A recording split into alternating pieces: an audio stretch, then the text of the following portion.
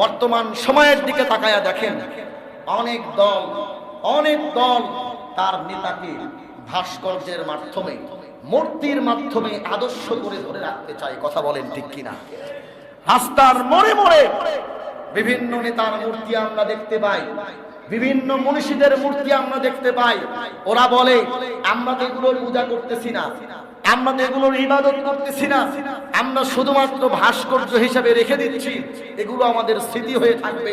আরে আহাম্মদ, আজ থেকে হাজার শত বছর আগে এভাবেই শিরকের প্রচলন ঘটেছিল, এভাবেই শিরকের সূচনা হয়েছিল।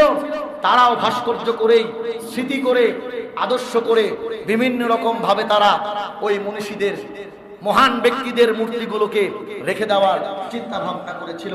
যত বড় মনীষীর মূর্তি হোক না কেন, মূর্তির মাধ্যমে, ভাস্কর্যের মাধ্যমে শিরক প্রচলন ঘটানো এর কোনো সুযোগ নাই। কথা বলেন।